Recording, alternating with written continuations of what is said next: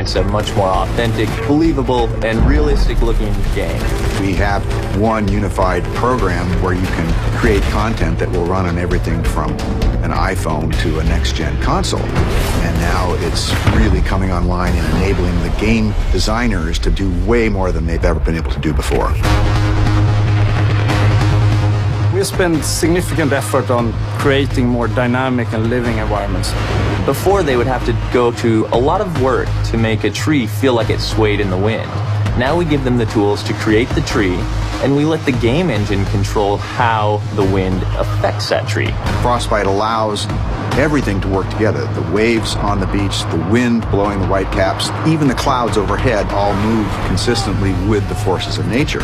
You might see an explosion go off, you'll see the trees nearby shake from the explosion. It's sort of subtle, but it creates this sense of seamless reality. So the large world coupled with a lot of people running around interacting with you really pays off in Battlefield 4.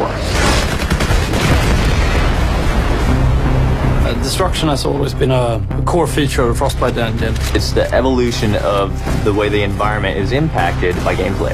Everything from the smallest spark colliding, but also gigantic chunks of debris that crumble when they impact the ground. The guys on Battlefield 4 have been working on something called Levolution. Levolution is really about the concept how you can drastically change a multiplayer map into something different. It could be anything from a big building collapsing or to a dam breaking or anything really big game changer to the level. A recent feature that we've put in, and you'll see in Battlefield 4, is our networked water simulation.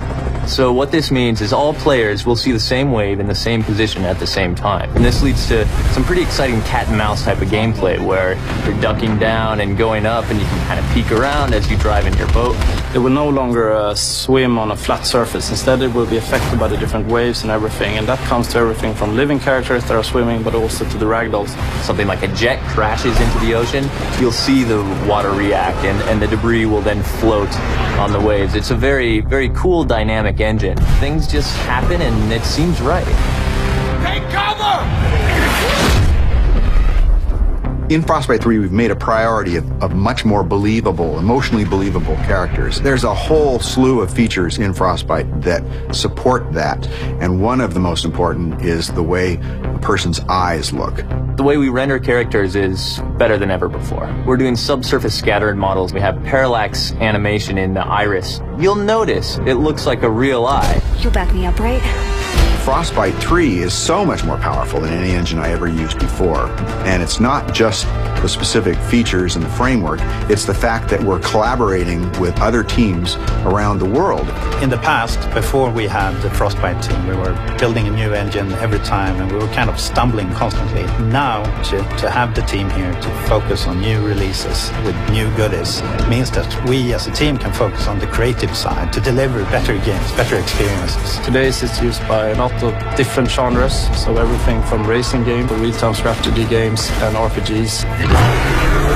So in Battlefield 4, when the building collapses, the dust starts expanding, the debris is falling, the sparks are flying, the boats are